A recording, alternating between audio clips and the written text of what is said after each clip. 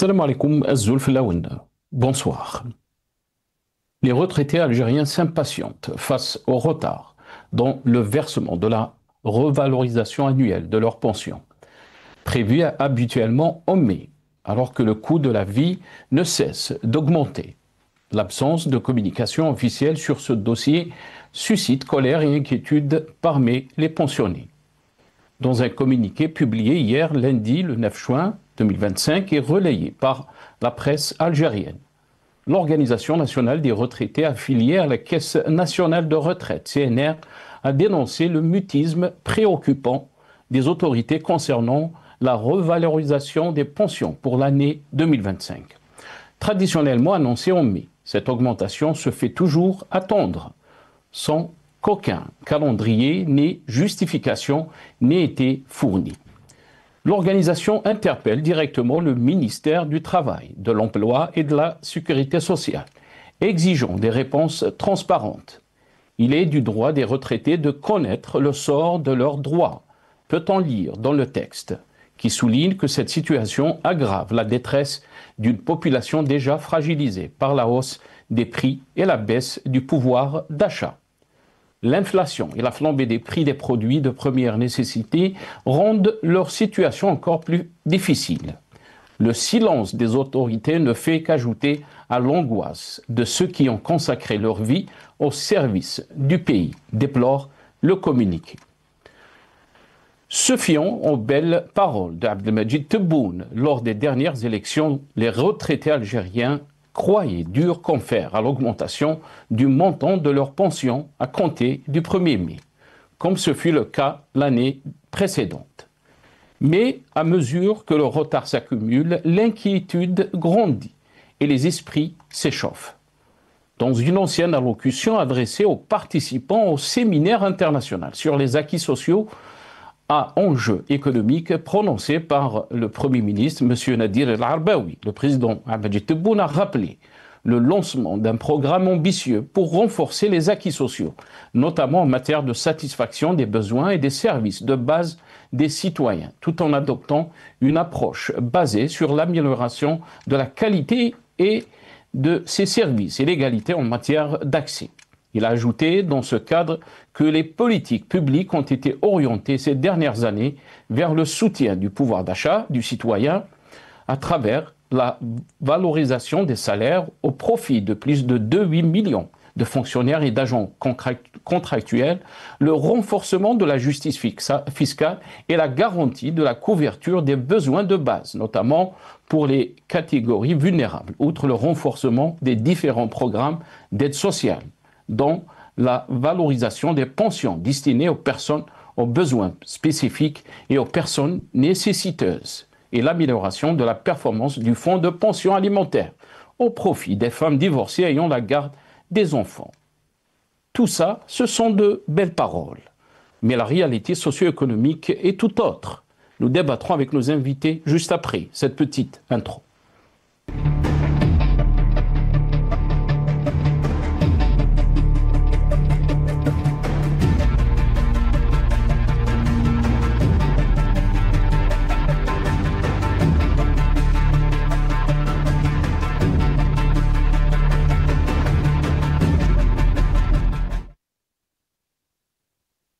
Retraite en Algérie, inquiétude chez les pensionnés. C'est le titre de notre émission pour ce soir. Et pour en parler, j'ai le plaisir d'accueillir dans cette émission M. Nazim Taleb, membre du secrétariat de Rachat.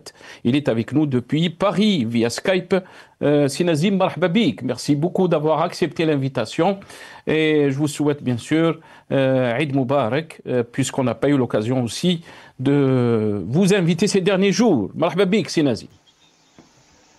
Oui, Nasser, merci pour l'invitation. Eid Mubarak à tous les musulmans et les musulmanes à travers le monde et particulièrement, bien sûr, les Gazaouis, les Palestiniens qui souffrent, qui n'ont pas eu cette chance malheureusement avec tout ce qui se passe là-bas. Donc, vraiment une réelle pensée pour eux. Merci beaucoup Nazim Taleb. Barakallahu fik. On a aussi le plaisir d'accueillir Boualem Ziani, syndicaliste. Il est avec nous, bien sûr, depuis l'Algérie, donc via Skype aussi. Boualem Ziani, bonsoir. Zulfilek, merci beaucoup d'avoir accepté l'invitation et Eid Moubarak aussi, Monsieur Ziani, et à vous et à vos proches. Merci à vous donc d'être avec nous ce soir. Merci de m'avoir invité. Tout le monde, voilà. J'espère bien qu'on va contribuer un peu à clarifier un peu la situation et dire ce qu'on pense par rapport à la situation des retraités, notamment et les régimes et les situations sociales en Algérie. Merci. Merci beaucoup, Boualem Ziani. Merci. On a aussi le plaisir d'accueillir depuis Paris par téléphone M. Omar Et Mokhtar, qui est militant politique. Il est avec nous donc depuis Paris. C'est Omar Azoulfellak. Bonsoir. Merci beaucoup d'avoir accepté l'invitation. C'est moi qui vous remercie. Bonsoir à vos invités. Bonsoir à tous les auditeurs d'Al-Maghribia.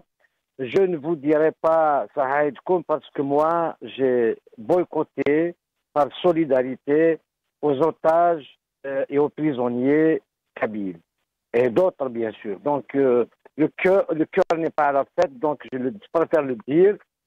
J'ai le droit de boycotter, c'est personnel enfin. Les gens qui font l'Aïd, ça dans le cadre. Très bien, merci, merci Sir Omar. On va commencer bien sûr donc cette question qui concerne les retraités algériens qui sont face à une situation de retard dans le versement de la revalorisation de leur retraite qui devait se faire donc ce mois de mai passé. Nazim Taleb, d'abord, je vais commencer cette émission avec vous. On va d'abord écouter ces déclarations de Abdelmajid Tebboune concernant donc l'augmentation des retraites en Algérie. On l'écoute et je reviens à vous juste après. ونزيد نبلغكم وانتم اول من يسمعها ان مجلس الوزراء يوم الاحد ان شاء الله ربما يتاجل بيومين ايوا الاحد يكون 2 ولا 3 باش نقرر الزياده في لي روتريت.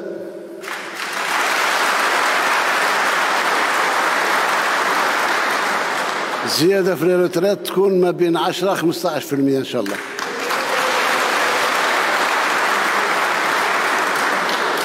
هذه ما انتم ما طلبتوهاش ولكن فيه ناس راهم يفكروا فيكم لان كما ما قلت انا منطلق نتاعي ان انتم الاساس تاع الجمهوريه.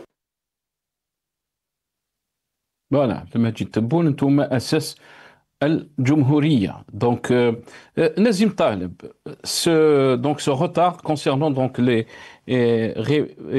révalorisation des retraites, des pensions en Algérie, il y a un communiqué hier qui a été adressé à la presse algérienne.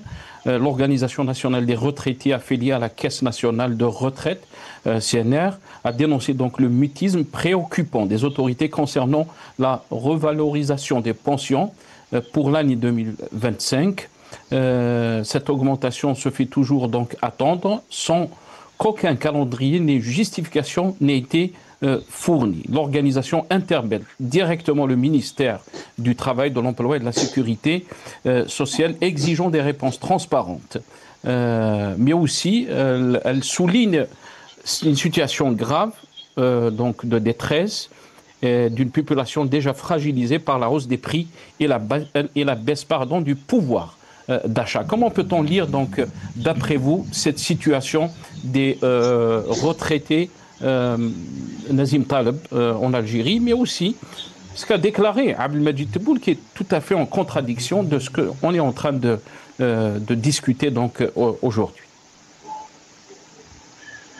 Oui, merci Nasser. Peut-être donner un petit panorama des chiffres des retraités et de la population algérienne. Surtout, l'Algérie a connu une croissance démographique importante. On est passé bien sûr de 11 millions d'habitants en 1962 avec une projection en 2030 à 50 millions. Aujourd'hui, on est à peu près à 47 millions.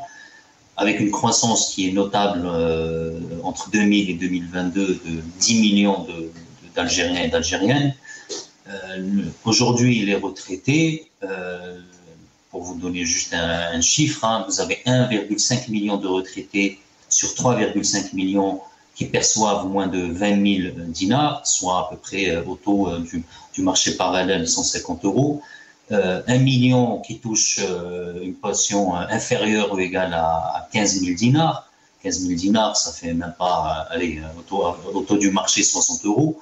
Et donc, vous avez seulement 1,5 million de retraités qui touchent plus de 30 000 dinars, soit à peu près 130 ou 120 € au taux du marché. C'est dire que cette catégorie, on ne peut même pas appeler ça une catégorie de retraités, c'est une catégorie de pauvres.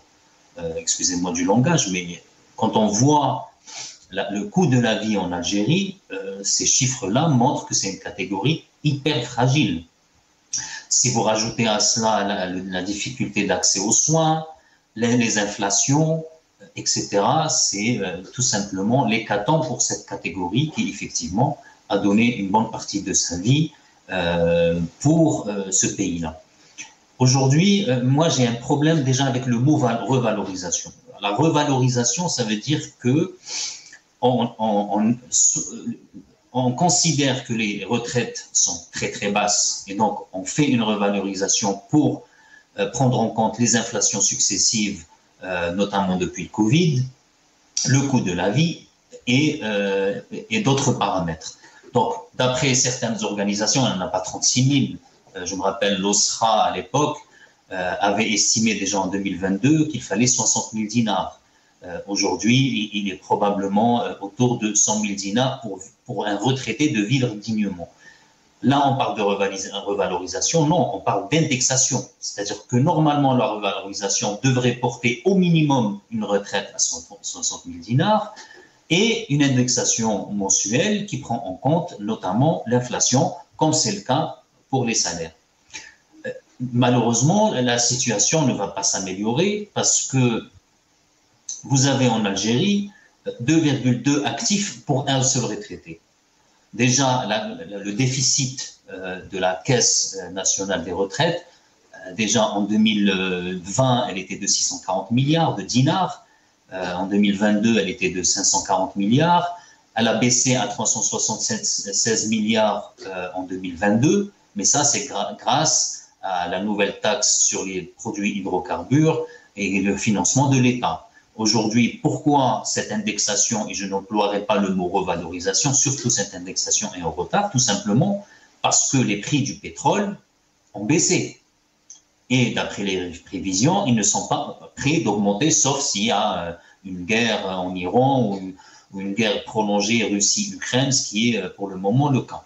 Donc, malheureusement, le soleil, on va dire le ciel s'assombrit pour les retraités, mais il n'y a pas que pour les retraités. C'est pour tous les salariés, tous les actifs en Algérie. Ça, c'est malheureusement le cas. L'Algérie, aujourd'hui, normalement, devrait être sur un taux de croissance de 9%. Elle devrait employer 300 à 400 000 salariés par an pour pouvoir financer les caisses de retraite, sans parler d'une grande revalorisation. Donc, c'est tout un système, en fait, qui est défaillant en Algérie. Sans parler, bien sûr, de la représentativité. Aujourd'hui, je vous ai parlé, par exemple, de l'OSRA. L'OSRA, jusqu'à aujourd'hui, ils n'ont toujours pas eu l'attestation comme quoi c'est une association reconnue. Donc, aujourd'hui, mis à part l'association que vous avez citée, qui est dépendante de l'État, d'ailleurs, on le voit, ils ont dit on laisse à l'État l'appréciation de l'indexation. Mais ce n'est pas à l'État d'apprécier l'indexation, c'est quand même vous les représentants des retraités, c'est à vous de militer, de combattre pour premièrement une revalorisation importante et une indexation qui permet aux retraités chaque année de maintenir leur niveau de vie. Très bien. Reste avec nous, Nazim Taleb. Boualem Ziani, vous êtes syndicaliste, vous connaissez un peu aussi ces dossiers. Quand Nazim Taleb parle d'un système défaillant. Et souvent, vous avez parlé de la fragilité de cette catégorie des retraités, mais aussi des salaires bas, face à une situation socio-économique qui est très difficile, une inflation galopante. Beaucoup d'observateurs, mais aussi de la réalité est là, parlent des pans entiers de la société qui ont basculé dans la précarité. Comment peut-on lire donc ce cri de colère des retraités qui donc interpelle le ministère du Travail, mais aussi de leur situation précaire, Boualem. Oui, bien sûr, c'est une frange de la société lorsque les gens arrivent à prendre la retraite, normalement pour un peu se reposer et profiter un peu de leur retraite, ce qu'on appelle la retraite. Mais réellement, c'est un système qui ne laisse pas un peu les retraités se reposer. Tout d'abord, c'est un système défaillant, certes, pour la mauvaise gestion des caisses de l'État. Parce que pour rappeler qu'en Algérie, il y a deux caisses de l'État, il y a deux systèmes. Il y a la CASFOS pour les non-salariés et il y a la CNL pour les salariés. Et pour le cas des CNL notamment, nous constatons qu'il y a plusieurs systèmes à l'intérieur de CNL. Parce que pour nous les salariés, lorsqu'on va sortir à la retraite, on touchera 80%. Suivant un calcul mathématique, etc., suivant le nombre d'années travaillées, suivant l'ancienneté, etc., multiplié par la meilleure moyenne des 5 dernières années, etc. Mais il y a des catégories, d'autres catégories de fonctionnaires qui touchent leur salaire à 100%, le salaire à 100%, et à chaque fois qu'il y a une augmentation au niveau des cadres, les hauts cadres de l'État, ils sont augmentés automatiquement. Et pourquoi pas pour le reste? Parce qu'en réalité, le pouvoir d'achat, ça change, ça évolue. Et généralement, notre système de retraite, il est calculé à base de 20 000 dinars, parce que le SMIC, c'est à 20 000 dinars. Alors, 20 000 dinars, depuis des années de 2012, et si je me souviens bien lorsqu'il y a 2 000 dinars d'augmentation à 20 000 dinars. Suivant 20 000 dinars. Qu'est-ce que tu vas faire avec 20 000 dinars? Parce que lorsqu'on dit à Homer, ça veut dire Assas Jumhouria. Oui, Assas Jumhouria.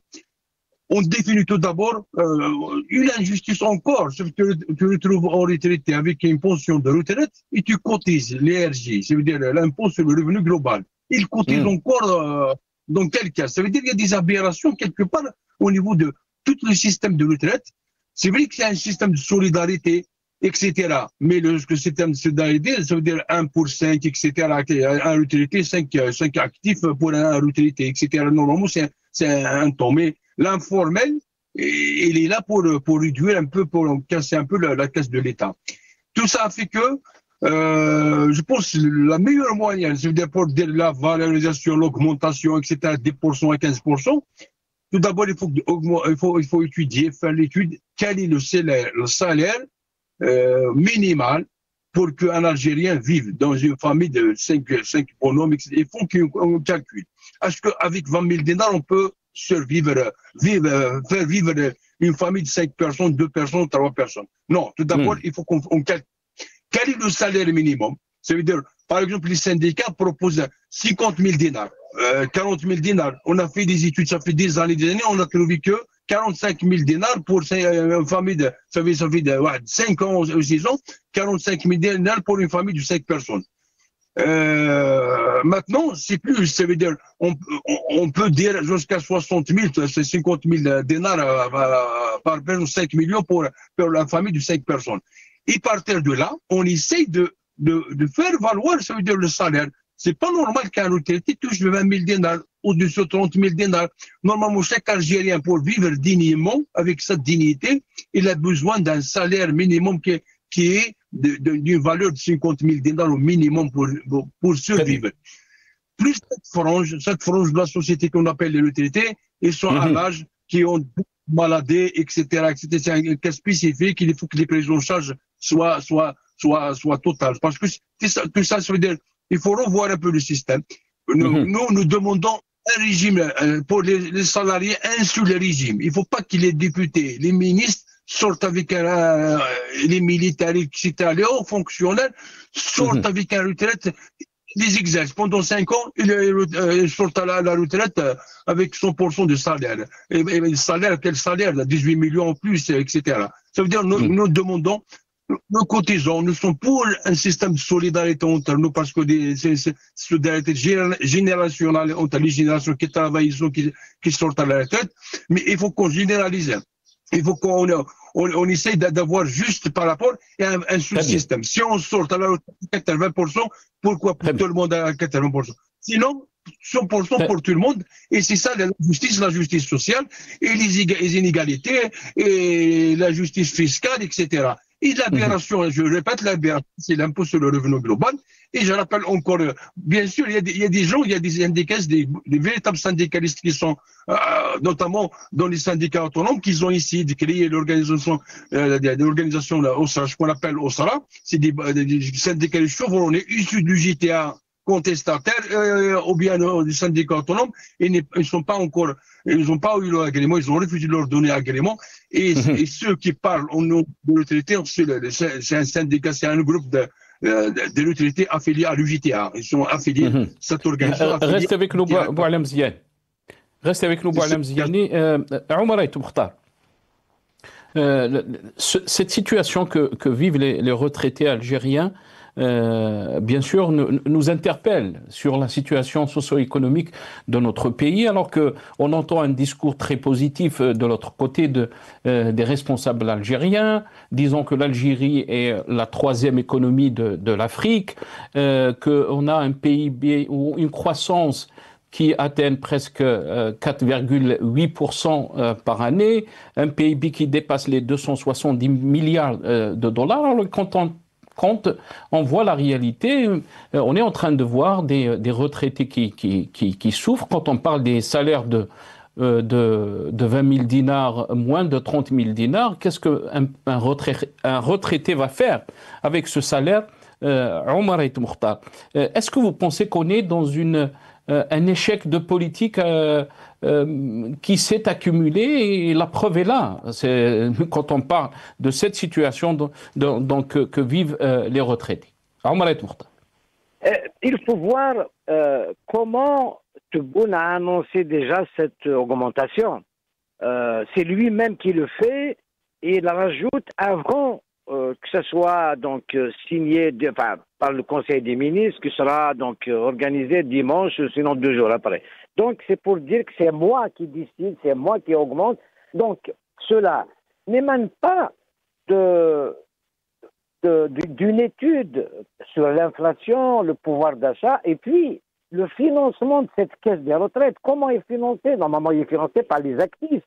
Donc il y a c'est obscur, il n'y a aucune transparence sur le financement des retraites, c'est du populisme, et si vous regardez la date d'annonce de cette augmentation par Tebboune, c'est une campagne électorale, il fait la même, c'est pour calmer les ardeurs, donc il va faire ça avec les jeunes, avec les ouvriers, avec tout le monde, donc avec la communauté algérienne d'étrangers, il augmente tout. Mais, d'abord, pour augmenter, comment financer tout cela? Est-ce qu'on a les moyens?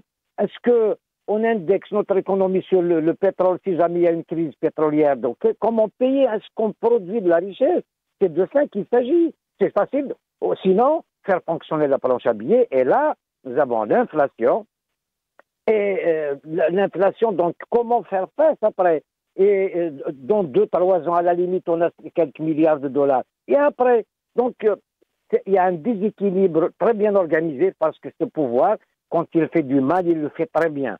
Donc, est-ce qu'on a des études? Est-ce on s'est penché sur le financement du travail? Est-ce qu'on a valorisé le travail? Est-ce qu'on produit de la richesse? La retraite, c'est les actifs qui payent. Donc, cette caisse, on est où? Donc, on augmente comme ça les ardeurs de Tebboune. Tebboune, il est en train de cultiver le culte de la personnalité. C'est lui qui dit. Donc, quand tout est concentré entre les mains d'une personne, de la présidence, ça ne marche pas parce qu'il n'y a pas d'études fiables. Donc, je t'ai entendu Nassar dire qu'il y a 270 milliards de dollars de PIB. Nous sommes dans une économie de l'informel à plus de 80%. Donc, le chiffre est faux et on ne peut pas le contredire facilement. Nous sommes dans une économie à 100% opaque. Les importations, les exports, on ne sait pas comment d'abord, à part cette rente pétrolière, rien n'est clair dans ce pays.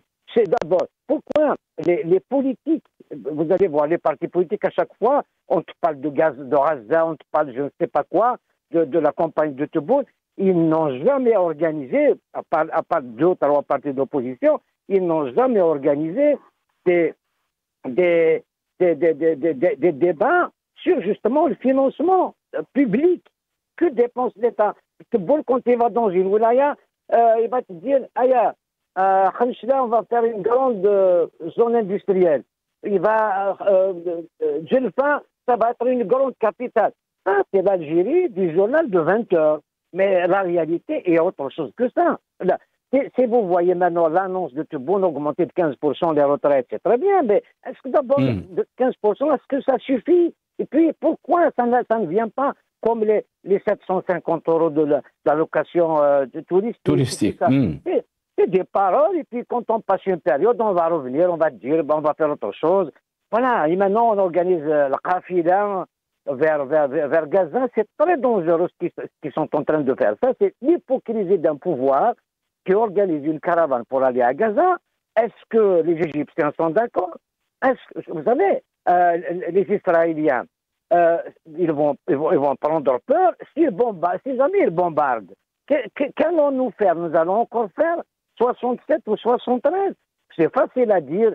Palestine, alors vas-y. Et ne me dites pas que cette caravane est organisée par les civils, par les associations. C'est le pouvoir qui l'organise, mais le pouvoir est hypocrite.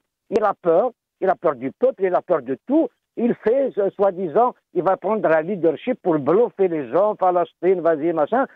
Tout est faux. Donc il faut se mettre autour d'une table avant qu'il ne soit trop tard. Nous avons des personnalités qui peuvent donner le temps. Nous pouvons gérer ce pays. Il n'est pas trop tard, mais nous sommes près de l'abîme. Moi, j'ai peur pour l'avenir. Quand je vois ça, Qafilat, machin et tout ça c'est du khorti. On ne fait pas bouger la cause palestinienne, pas du tout. On parle dans le vide. Voilà, donc c'est pour plaire à l'intérieur, mais là, on touche à l'extérieur. Nous avons que des ennemis. On veut prendre la leadership. Les pays arabes ne sont pas d'accord. Ça devrait être fait en adéquation avec les pays arabes, à la limite. Mais là, c'est de n'importe quoi, franchement.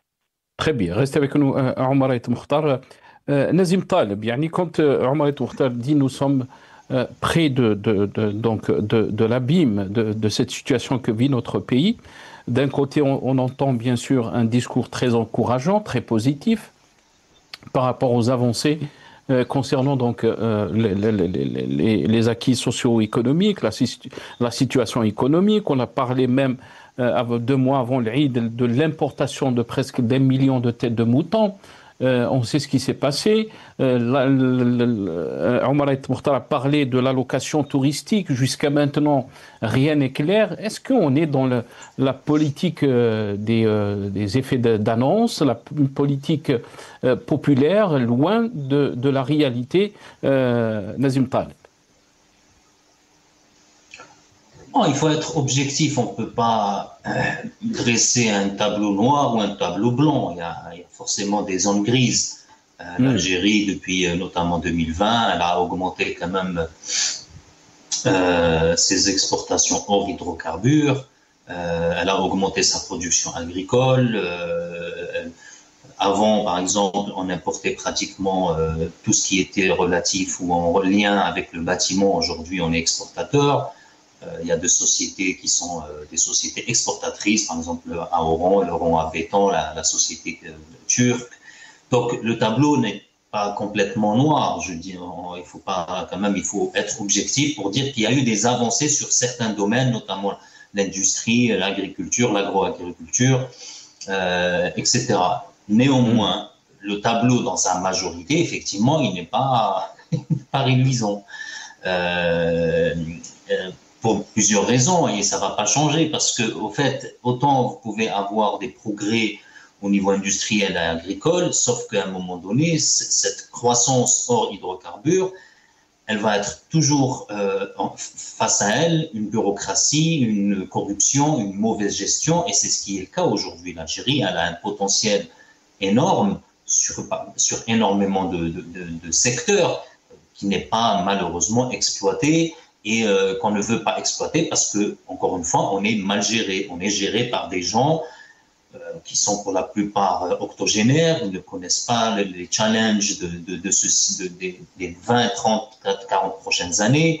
Quand on voit les évolutions d'énormément de secteurs, notamment tout ce qui est microélectronique, l'intelligence artificielle, on voit bien que l'Algérie, elle est complètement à côté de la plaque par rapport à ça, malheureusement. On reste toujours sur ce schéma des années 60-70. Il faut de l'industrie, il faut de l'agriculture, mais il n'y a pas que de l'industrie et de l'agriculture. Les sociétés aujourd'hui cotées et qui dépassent, leur valorisation boursière dépasse les 100, les 300, les 400, les 1000 milliards, ce n'est pas forcément des sociétés industrielles, c'est des sociétés de services. Et effectivement, cela, on ne l'exploite pas également en Algérie. Mais effectivement, malgré les progrès, comme j'ai dit, au niveau industriel, quand je parle de progrès, c'est très relatif. On n'est pas non plus à des taux de croissance de 8-9%. Par exemple, l'industrie, elle a augmenté peut-être de 4,5%, l'agriculture de 4%. Donc, ce n'est pas des chiffres non plus mirobolants. Mais il n'en demeure pas moins qu'on reste quand même une économie qui est très dépendante des hydrocarbures.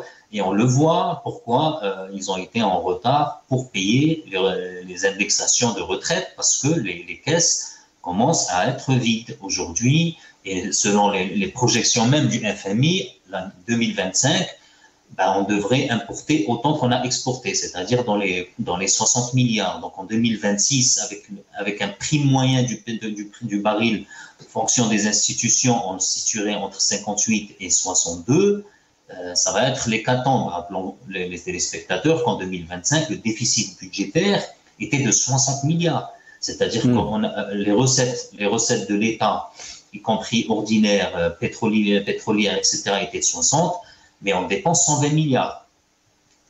Donc, quand vous exportez autant que vous importez, vous n'avez plus de marge de manœuvre. Donc, tous les effets d'annonce, tout ce populisme où on va importer les moutons, on va faire des allocations touristiques, où on va indexer les retraites, etc., tombe à l'eau parce qu'on n'a plus l'argent pour les financer. Et là, le populisme, on fait face à la réalité. Aujourd'hui, Tebboune fait face à la réalité que l'Algérie, aujourd'hui, ses caisses, aujourd'hui, la réserve de change, la réserve, elle est, je crois, de 13 mois d'importation. Alors qu'on était à 18 mois il y a quelques mois. C'est dire que le matelas financier dont dispose l'Algérie est en train de se réduire comme pot de charme. Nazim Taleb, اسمح لي سي نازم, يعني souvent on nous reproche qu'on est dans le déni de la réalité. Ça veut dire, Ntouma, vous êtes en train de brosser un tableau noir de la situation en Algérie. Il y a eu, vous l'avez dit, Nazim Taleb, qu'il y a eu peut-être des avancées dans certains secteurs. Mais est-ce qu'on peut se réjouir, est-ce qu'on peut dire que l'Algérie avance à pas sûr concernant donc la situation économique, la situation sociale, mais aussi la situation de l'inflation, puisqu'on parle d'une inflation qui est, je pense, à 2-3%, d'après leurs chiffres, les chiffres donc des responsables algériens, mais aussi du pouvoir d'achat. On a eu des invités qui vous disent que l'Algérie se porte bien, vit bien, et même il est en bonne santé puisqu'il vit longtemps qu'avant. Alors là, c'est plusieurs sujets. Bon, quand on parle de progrès ou d'évolution positive sur l'industrie de l'agriculture, on en prend acte, mais ce n'est pas forcément suffisant. En début de l'émission, je vous ai dit que l'Algérie elle a besoin de 8 à 9% de taux de croissance et une création de 300 à 400 000 emplois juste pour financer les retraites. Donc, encore une fois, les évolutions dont j'ai parlé, notamment sur l'industrie et l'agriculture, sont largement pas suffisants. Et d'ailleurs, ils sont bien en deçà des objectifs de l'État, de Tebboune, qui parlait d'une exportation de 30 milliards hors hydrocarbures. On en est loin aujourd'hui, d'après leurs chiffres, on est à 7 milliards. Et dans les 7 milliards, il faut normalement exclure tout ce qui est minerai, tout ce qui est des produits dérivés du pétrole. Peut-être qu'on devrait atteindre les 4 ou 5 milliards vraiment qui sont vraiment de l'industrie où il y a de la valeur ajoutée, c'est-à-dire pas extractive, et aussi de l'agriculture. À l'agriculture, on n'exporte pas beaucoup, mais il n'en demeure pas moins qu'il y a les prix sur certaines périodes hors Ramadan, etc., se sont plus ou moins stabilisés. Là, en 2021-2022, on était sur une inflation de 9%. Aujourd'hui, le taux d'inflation, il est de 4%. Ça, c'est une évolution positive de l'inflation, mais ce n'est pas pour autant que c'est suffisant. Quand on parle d'inflation, il faudra aussi mettre en perspective le salaire en Algérie, aussi bien les retraités. Il y a un décalage énorme entre le salaire et le coût de la vie. Pourquoi? Parce que, encore une fois, l'Algérie n'a jamais fait de gain de productivité suffisante pour pouvoir augmenter les salaires d'une manière importante pour absorber les inflations que l'Algérie connaît depuis 1990. Donc, encore une fois, c'est pas parce que je dis qu'il y a eu des évolutions sur l'industrie et l'agriculture que c'est suffisant pour régler le problème du coût de la vie en Algérie. Le coût de la vie en Algérie, le salaire en Algérie, excusez-moi du terme, mais c'est un salaire de pauvre. C'est-à-dire quand vous gagnez un SMIC à 20 000 dinars ou à 30 000 dinars, ça fait à peu près 100 euros. On le compare toujours à 100 euros. D'ailleurs, pourquoi on le compare à 100 euros? Parce que tout est importé pratiquement de l'Algérie, sauf certains produits qu'on n'importe plus, encore une fois, grâce au gain ou à la production supplémentaire au niveau agricole, mais sur certains produits, par exemple sur le blé, on reste sur notre faim, puisqu'on importe autant qu'en 2022, 2023 et 2024, c'est-à-dire à peu près 10 millions de quintaux par an, alors qu'on nous avait promis une autosuffisance en blé à l'horizon de 2027-2028, alors que l'Algérie, aujourd'hui, produit toujours autant, c'est-à-dire à peu près entre 3 et 3,5 millions de quintaux de blé. Donc, encore une fois, les évolutions se font sur certains produits maraîchers, sur certains produits fruits et légumes, mais ce n'est pas sur tous les produits. L'industrie, pareil, on a fait effectivement des évolutions sur le BTP, mais on n'a pas fait des évolutions sur des exportations à forte valeur ajoutée, notamment les technologies, les hautes technologies. On a fait des progrès sur des produits qui sont très consommateurs en CO2. Et le problème aujourd'hui, c'est que les exportations vers l'Union européenne, avec les règles qui sont instituées par l'Union européenne, on va peut-être perdre 70 ou 80% de nos exportations industrielles vers l'Europe parce qu'on ne respecte plus les normes de carbone, des émissions de carbone. Donc, encore une fois, il y a des évolutions positives, ça, personne ne le conteste, je ne crois pas que les gens le contestent, mais le tableau reste quand même noir parce que les perspectives de l'économie algérienne restent très sombres, notamment, encore une fois, parce que cette dépendance très très forte vers les hydrocarbures qui fait que de l'Algérie, qu'elle est toujours dans une situation de fragilité. Très bien. Boualem Ziani, Nazim Taleb nous dit qu'il y a une évolution, si on peut dire, mais le tableau reste très sombre. Il y a un décalage énorme entre le salaire et la cherté de la vie. Vous vivez en Algérie, vous connaissez cette situation, Boualem Ziani. Comment peut-on décrire le mental des salariés en Algérie, les retraités? Vous avez parlé des retraites avoisinant donc les 20 000 dinars, 25 000 dinars. L'Algérien ne peut pas vivre dignement avec ce salaire, Boualem Ziani.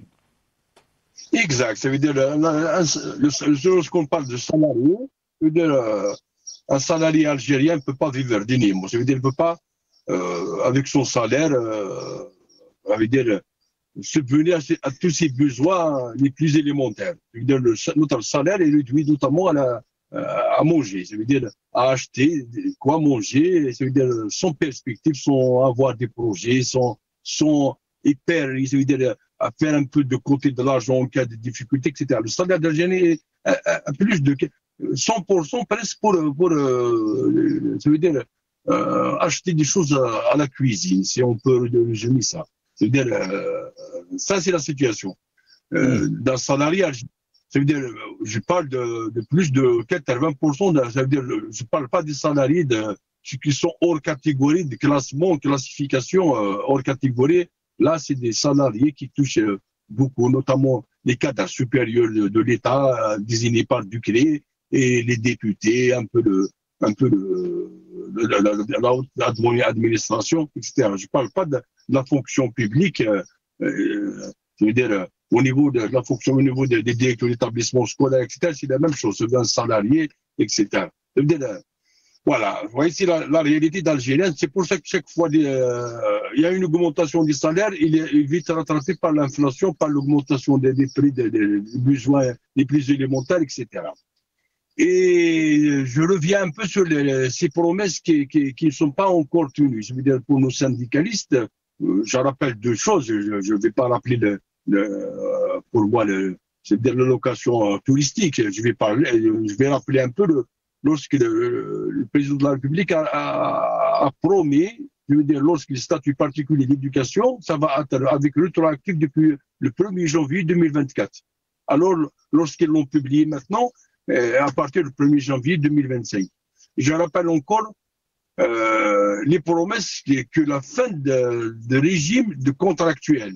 Ils nous ont promis pour le décembre 2023 la fin de régime de contractuel. Alors que dans les fonctions publiques, nous avons beaucoup de gens qui sont encore contractuels. Lorsqu'on dit contractuel, ça veut dire que leur salaire ne dépasse pas 30 000 dinars. En majorité, ça ne dépasse pas 30 000 dinars. C'est pour ça que, quelque part, même le pouvoir reconnaît il a dit que les gens qui ont un salaire moins de 30 000 dinars ne sont pas concernés par l'ERJ. Ça veut dire qu'ils sont exonérés de l'impôt sur le revenu global. Il y a beaucoup de gens qui travaillent dans l'éducation, qui travaillent dans la fonction publique, que je connais très bien, ça veut dire les deux secteurs, qui sont des ouvriers professionnels, qui sont des cours communs, qui sont encore des contractuels avec un régime de 5 heures, ça veut dire des régimes à temps partiel, et si on est véritablement, c'est des misérables au sens propre du terme sur leur salaire. Je parle de 5 heures, par exemple, les gens qui travaillent 5 heures par jour, à temps partiel, leur salaire ne dépasse pas 2 millions, 2 millions 200. Au maximum, 2 millions 200 avec les catholiques. 2 millions 200, c'est des pères de famille, c'est des mères de famille, etc., qui ont besoin. Tout ça, c'est une situation qui nécessite un réel débat. Parce que le problème, c'est que c'est vrai qu'on peut dire, on voit avec des chiffres, les gens qui sont un peu, il y a l'augmentation du blé, il y a le ciment, il y a etc., etc. Mais dans le coup, sans la participation, il y a pas, nous sentons qu'il n'y a pas de stabilité. Lorsqu'il n'y a pas de stabilité politique, il n'y a pas des règles, des mécanismes de contrôle, il n'y a pas de contre-pouvoir qui contredit un peu les vérités des uns et des autres, qui contrôle un peu le pouvoir, on ne peut pas dire que ça marche. Ça marche comme ça, pour nous, c'est pas assez. Ça veut dire, il faut porter la contradiction au niveau même du discours des programmes politiques, des programmes économiques, il faut qu'on porte la contradiction. Alors pour le vécu, le citoyen qui vit en Algérie, tout le monde, ils sont stressés, ils n'arrivent pas à finir le fin du mois par leur salaire, ils vivent les lendemains, on ne sait pas, parce que je cite les pommes de terre, on les retrouve à 17 000 dinars, la semaine d'après, ils vont descendre jusqu'à 60 dinars, etc. Les tomates, etc. Ça veut dire nous vivons quotidiennement ce stress d'instabilité sur les prix des fruits, des légumes, notamment, je ne parle pas des fruits, parce que les fruits sont toujours trop,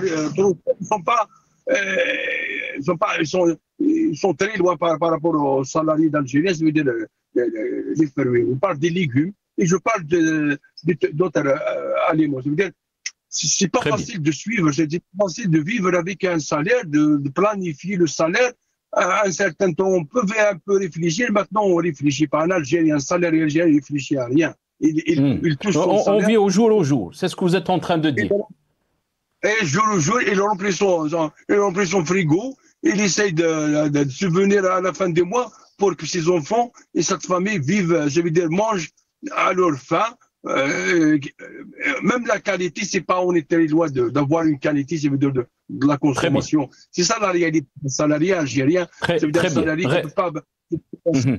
C'est un constat de tout le monde. Et c'est pour ça que malgré l'augmentation, il y a toujours des demandes pour augmenter le salaire.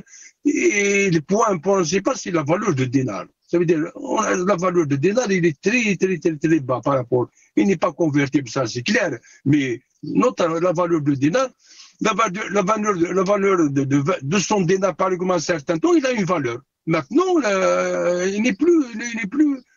tu peux rien acheter avec 200 dinars. Alors, 200 dinars des années, il est remplacé par 2000 dinars. Reste avec nous, Boualem Ziani. Reste avec nous, Boualem Ziani. Ce que vous êtes en train de dire est très clair. Bien sûr, je rappelle, vous êtes syndicaliste. Omar et Mokhtar, Boualem Ziani a parlé d'une question qui est très importante. Qui revient bien sûr souvent dans les analyses des émissions qu'on fait quand il s'agit de la situation économique, c'est cette instabilité politique. Omar et Mokhtar. Il n'y a pas de débat, il n'y a pas de contradiction, on avance des chiffres, on parle d'une situation économique, d'une situation sociale qui est très positive, on dit que l'Algérie avance avance à pas sûr, donc concernant tous les domaines, mais la réalité est tout autre. Omar et Mokhtar, il n'y a pas de contre-pouvoir, il n'y a pas de contradiction, il n'y a pas de débat. Comment peut-on savoir si c'est vraiment les politiques qu'on est en train de voir sur le terrain sont des politiques positives pour le pays ou pas, s'il n'y a pas de contre-pouvoir, s'il n'y a pas de contradiction, s'il n'y a pas de débat? Omar et Mokhtar. Absolument. Le problème est d'abord politique. Donc, c'est la politique économique du pays. J'ai entendu Nazim Taleb dire qu'on dresse un tableau noir. Pas du tout. Le tableau est déjà noir. On ne peut pas le noircir davantage. Nous sommes dans le noir, on se dirige doucement et sûrement dans le grand noir. Ce que vous dites, l'augmentation de la production nationale et des exportations. Par exemple, le ciment. Oui, ça vient de l'ancien régime. Donc, par exemple, le Haddad avait la cimenterie de Djelfa et la cimenterie de Ghilizane. Oui, on exporte. Il avait aussi les traverses du chemin de fer à Timochenko. Oui, on produit cela. Donc, l'ancien régime a fait quelque chose quand même. Mais aujourd'hui, qu'est-ce qui se passe? C'est que nous sommes en train de léguer notre souveraineté. Ça, c'est un scandale politique. Moi, je tire la sonnette d'alarme, je la tire aujourd'hui aussi. Que font les entreprises turques en masse en Algérie? Ils ont même installé leur banque Ziraat, qui est une banque sulfureuse. Ça veut dire quoi? Ça veut dire que tout ce qu'on produit, nous sommes d'office associés, alors que l'Algérie, l'ancien régime d'ailleurs, contrat de l'Aïsama, si Haddad produit ou Kouinaf produit, il est propriétaire. Donc on peut nationaliser, on peut faire ce qu'on veut. Mais là, si, par exemple, les Qataris, qui sont devenus amis de Tebboune, c'est très bien.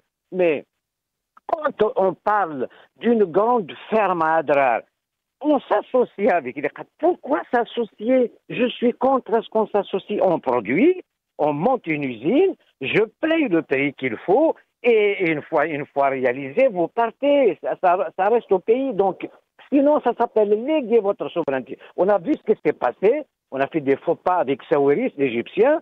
Donc, combien ça nous a coûté l'affaire Djizi et combien ça nous a coûté la cimenterie de Djelfa, justement, son câblage, et ce n'est pas terminé. Parce que les tribunaux d'arbitrage internationaux, je sais que l'Algérie, elle perd tout le temps. C'est des millions, des milliards qui partent en fumée. Donc, l'économie n'est pas stable. Si vous parlez de l'augmentation du produit agricole aujourd'hui, rien n'est stable. On vit au jour le jour. Cette année, c'est très bien. L'année dernière, peut-être. On n'est pas sûr de ce qui va se passer l'année prochaine. Parce que on ne maîtrise pas cette technique. Le jour où je verrai des universités travailler donc, dans la recherche et tout ça, dans les écoles agricoles et tout ça. Donc là, je pourrais, le jour où je verrai des débats par des spécialistes, par des experts, là oui. Mais là, Il n'y a aucun débat. C'est le Moradia qui fait. Je sais que Tebboune a embauché des conseillers, je connais en partie de son niveau. Ça n'ira pas loin en dehors de ça. Il a raison, votre ami, de dire le problème est politique, évidemment. Maintenant, si vous voulez vendre le produit agricole algérien, mais vous croyez que les Européens vont vous ouvrir leur marché, vendre comme ça, tu peux ramener 3-4 palettes de pastèques, mais pas plus. C'est comme la pâte, comment elle s'appelle? Le morgel. Le morgel qui sont renvoyés, ils vont inventer quelque chose. Bien sûr, les gens ont peur des produits. Ça, c'est l'échec de la diplomatie. Donc, un État, il a une diplomatie, il a aussi une communication. La communication, on ne ferme pas les journaux. On laisse les gens discuter. Maintenant, s'il y a diffamation, il y a une justice en plus. Il faut d'abord une justice. Nous sommes dans une mafiocratie. On avance, on achète des moutons, 1 million de moutons comme ça, zig, machin. Mais il faut arrêter. Finalement, il y a 400 000 moutons. La majorité sont morts et des gens qui attendent le jour de l'Aïd à 4 heures du matin pour avoir un mouton. Là, on prend le peuple pour des moutons. Voilà, donc il faut arrêter de dire... Restez... Je ne suis pas contre. Moi, je veux bien que Tebboune réussisse parce que c'est l'Algérie qui a réussi. Mais ce n'est pas ce qui se passe. Il faut le dire textuellement. Je veux bien que l'Algérie réussisse. Je n'ai pas intérêt à insulter mon pays. Je n'insulte pas d'abord. Je pointe du doigt ce qui ne marche pas. Voilà. C'est comme la question de cette communauté algérienne de l'étranger. Il faut arrêter tout ça. Donc, il faut revoir les copies. Restez avec nous, Omar Aït Mokhtar. Nazir Taleb, très rapidement, je vous laisse le mot de la fin. Souvent, on a parlé donc de la situation politique, Nazir Taleb, quand il s'agit bien sûr de la gestion des affaires de l'État, l'économie, le social et autres secteurs. Cette instabilité dans nos institutions et cette situation politique que vit notre pays, est-ce que vous pensez que ça ne pourra pas fonctionner? On ne peut pas avoir de vision économique, de vision sur le long terme, s'il n'y a pas une ouverture politique, s'il n'y a pas une ouverture sur les questions des droits de l'homme, des libertés, de la presse. Nazim Taleb, très rapidement, s'il vous plaît. Bon, rapidement, je me permets de dire à Aït Mokhtar, c'est pas moi qui ai dit que c'est aux invités de noircir le tableau. Moi, j'ai tout simplement dressé un état de fait, que les gens soient d'accord ou pas, c'est à la limite, c'est pas de mon ressort, c'est à eux de croire ou pas. Il n'en demeure pas moins que les chiffres sont là, contestables ou pas, ça c'est autre chose, mais il n'en demeure pas moins qu'il y a des progrès réels. Encore une fois, c'est pas parce qu'il y a des progrès dans certains domaines, et quand je dis des progrès, c'est pas forcément un édame, c'est des initiatives privées. Il y a des gens qui font des initiatives privées à lancer des produits, que ce soit dans le cosmétique, dans l'agriculture, etc. Ouedsouf, c'est pas de le régime. Ouedsouf, c'est des initiatives privées et qui a fait que ça a marché. Après, encore une fois, il faut pas non plus nier que le régime, il a beaucoup soutenu au niveau agricole. Ils ont, par exemple, les bassins d'eau, le goutte à goutte, etc. Et il l'a fait. Ça, c'est indéniable. Mais il ne le fait pas de bon cœur. C'est l'argent du peuple, encore une fois. Mais il n'en demeure pas moins que ça existe. Maintenant, sur la situation politique, bien sûr, tout est politique, Nasser. C'est-à-dire qu'aujourd'hui, l'Algérie, premièrement, on n'a pas de vision. Vous avez des États qui font des prévisions à 30, 40 ans. Je donne un exemple simple. La Chine a fait des investissements massifs sur la batterie électrique. Ils ont dit, on va, dans 10 ans, rattraper le retard technologique qu'on a avec les États-Unis. Ils l'ont rattrapé en 4 ans. Mais ils avaient une vision. Ils l'ont partagé, cette vision. Ils en ont parlé de cette vision. En Algérie, on ne sait pas où est-ce qu'on va. Pourquoi? Parce que, malheureusement, il n'y a pas de politique dans le sens noble du terme, c'est-à-dire une opposition, des associations, une liberté de la presse, des acteurs politiques et économiques et sociaux et culturels. On n'a pas tout ça. Aujourd'hui, l'Algérie, elle est dirigée par une poignée de militaires. Vous avez Chengrihal, on le voit partout. Vous avez un pays qui dépense 25 milliards de son budget dans l'armée, alors que 25 milliards, on a le droit, en tant qu'Algérien, de se demander où est-ce que tout cet argent, qu'est-ce qu'il apporte à l'Algérie quand on sait qu'on importe tout notre matériel militaire, qu'aujourd'hui que l'Algérie elle est entourée de menaces je dirais même existentielle dans 30-40 ans, on doit demander des comptes à cette armée qui dépense 25 milliards. 25 milliards, c'est suffisant pour revaloriser les salaires, revaloriser les retraites, créer un système de santé digne de ce nom, créer un système éducatif digne de ce nom, etc. Il n'y a pas de tout ça. C'est le régime qui décide et vous suivez. Et si vous le critiquez, vous êtes un ennemi de l'État. Encore une fois, le problème en Algérie, il est politique, il a toujours été politique. Et si on ne résout pas le problème de la légitimité du pouvoir en Algérie, l'Algérie sera toujours un pays faible, fragile et qui sera ouvert à tous les vents contraires. Merci beaucoup, Nazim Taleb. On est arrivé à la fin de cette émission. Merci, Omar Et Tourtal, militant politique. Vous étiez avec nous depuis Paris. Merci, Boualem Ziani, syndicaliste, membre donc du SATEF. Vous étiez avec nous depuis Alger, via Skype. Merci beaucoup, donc, Nazim Taleb, membre du secrétariat de Rachad. Vous étiez avec nous depuis Paris, via Skype. Merci à vous, chers téléspectateurs, d'avoir suivi cette émission. Au revoir.